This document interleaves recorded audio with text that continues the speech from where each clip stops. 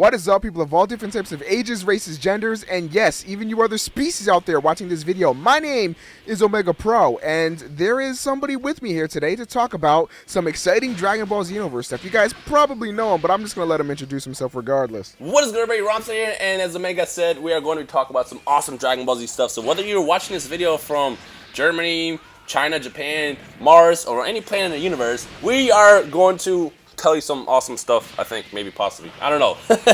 All right, sounds good. So, as always, guys, please leave a like rating if you do end up enjoying this video, if you're just hype to see the amazing collaboration of Om3gaPro and Rhymestyle. Anyway, also don't forget to leave your comments down below on the topics at hand. And speaking of said topics, Rhymestyle, would you like to kick us off? Yeah, so basically I just shot Omega a message. I was like, you know what, we should do a video where we just talk about things that we, whether it's us as fans and then we as the entire Dragon Ball Z community, want to see in the upcoming Dragon Ball Z game. And, you know, it's based on things that we've seen in the past, things that were taken out, things that came back.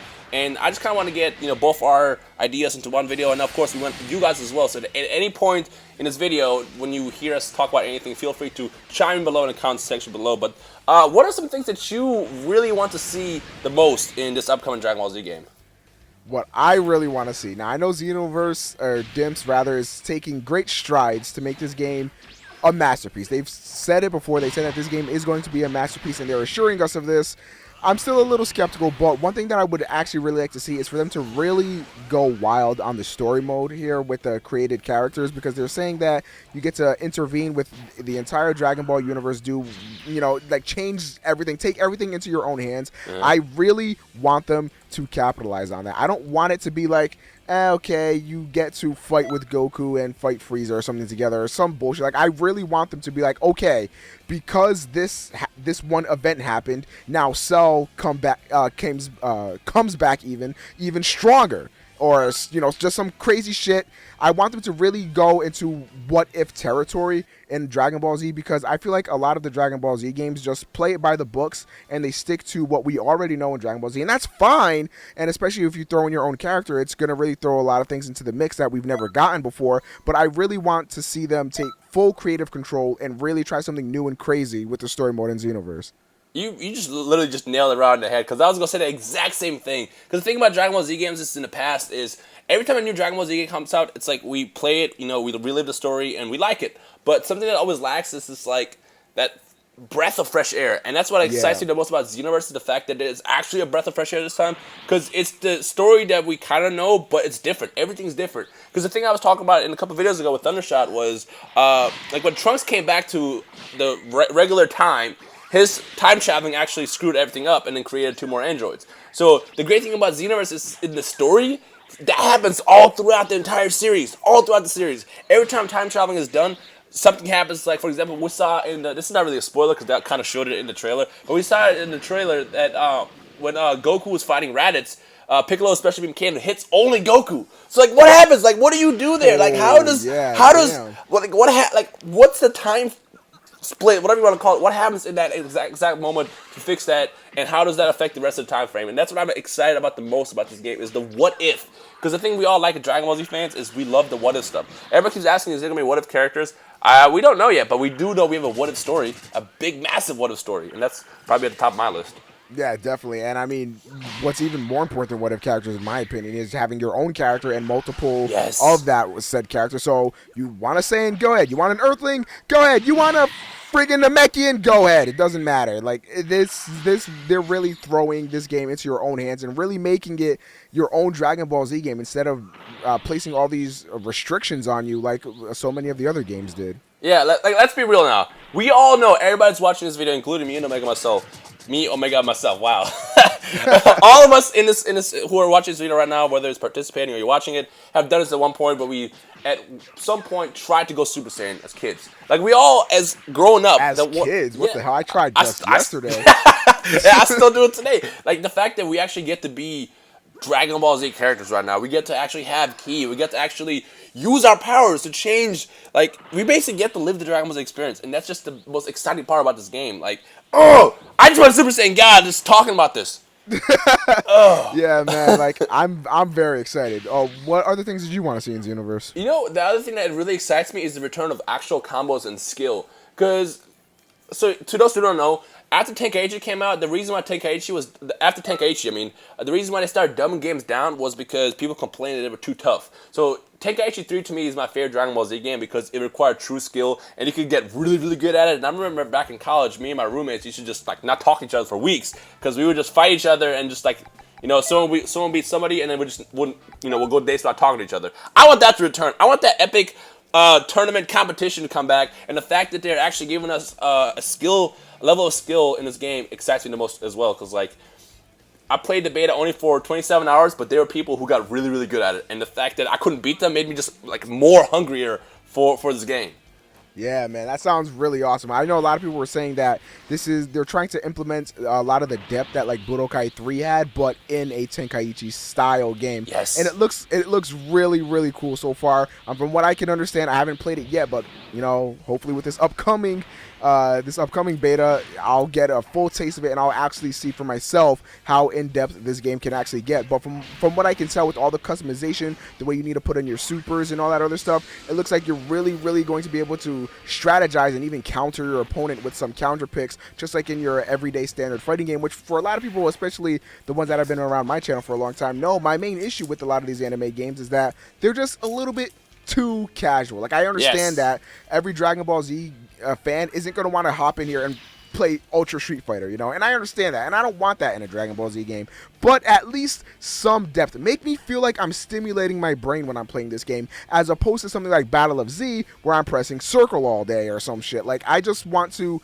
have some stimulation, some thought go into what I'm actually doing. And if somebody wants to come in and play the game and, you know, just mash buttons or whatever, they can do that in Budokai 3. They can do that in Tenkaichi. But for those of us that were a little bit more hardcore, sure, those games weren't necessarily crazily in-depth or anything, but for those of us that took it a little bit more seriously, we found more depth in that game, and I really want to see that in Xenoverse. You know, this is going to excite you because I don't know if you know about this part yet, but you know they're actually adding a parry system in this game.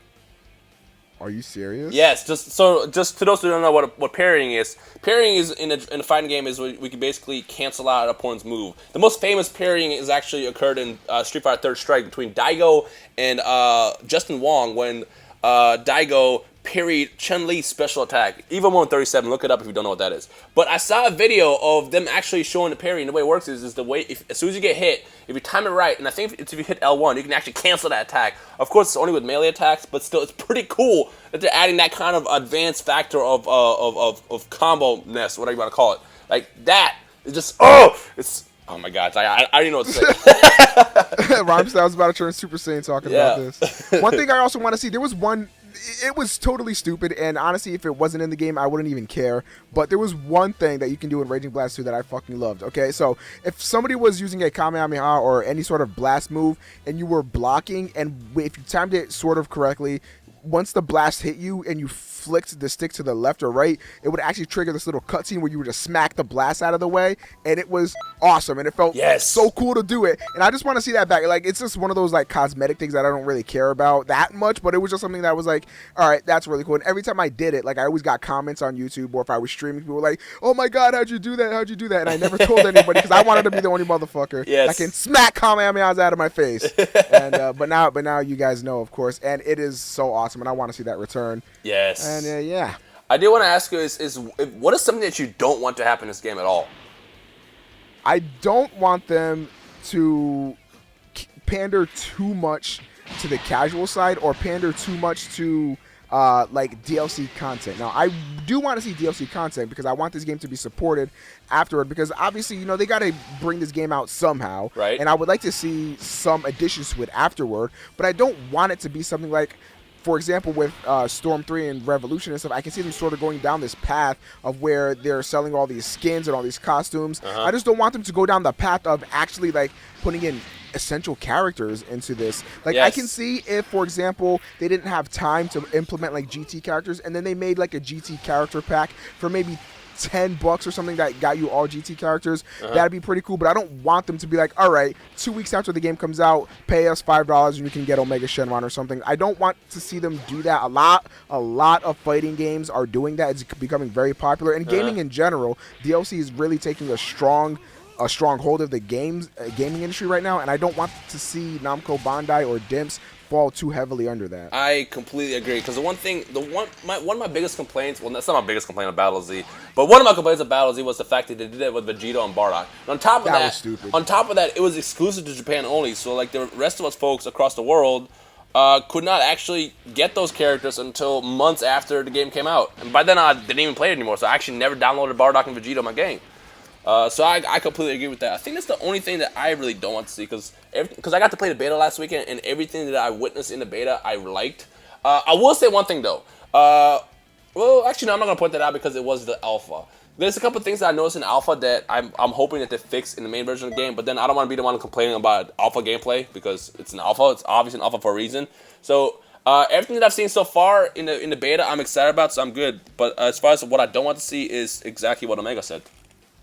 Yeah, what do you want to see fixed, by the way? I know it's like alpha or beta or whatever, but, you know, I want to know. So my only thing is, and I don't know if you noticed if you watched the gameplays, my only thing was, during the alpha, it was a little, the fighting sometimes was a little glitchy, and like, I don't want to call it glitchy, but it was like tweaky.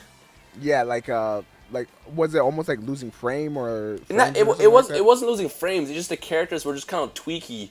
I don't know how to explain this, it was just like, I noticed that they did look kind of stiff in the alpha. Yeah, that's it. Stiff and tweaky like that. I hope doesn't make the final cut of the game.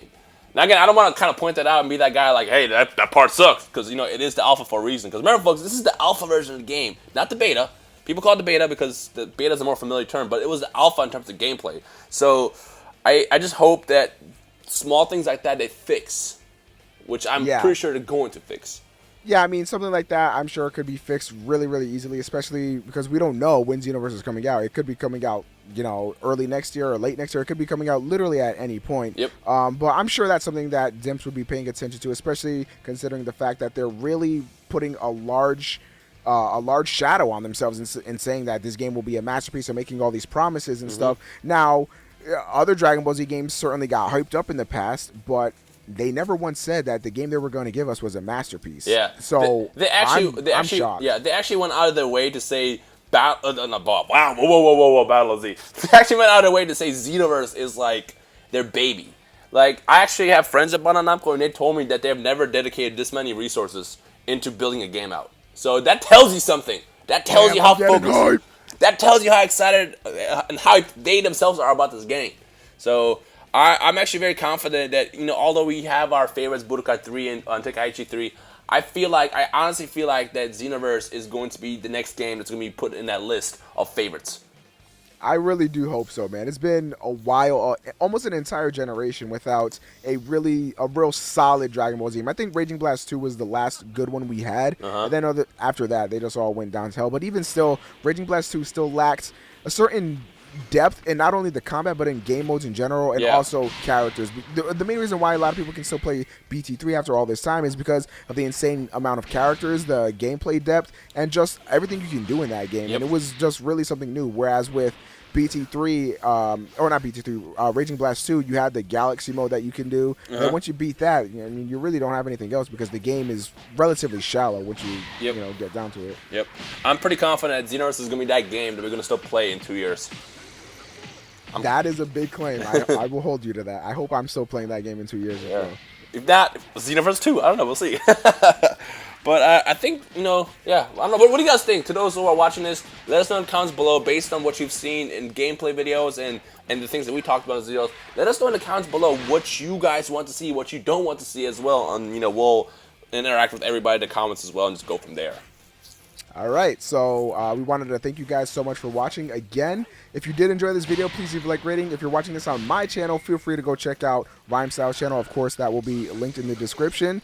And do you have any other parting words? And of course, the same with me.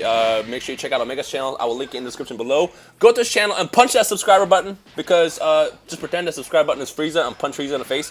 So sub to him, comment to his video, comment to my video, and of course, if you enjoyed the video, like he said, leave a like rating below, and we'll just take it from there. All right, thank you guys so much for watching. My name is Om3gaPro. As always, hope you all have a fantastic day, and I will see you in the next video. Peace.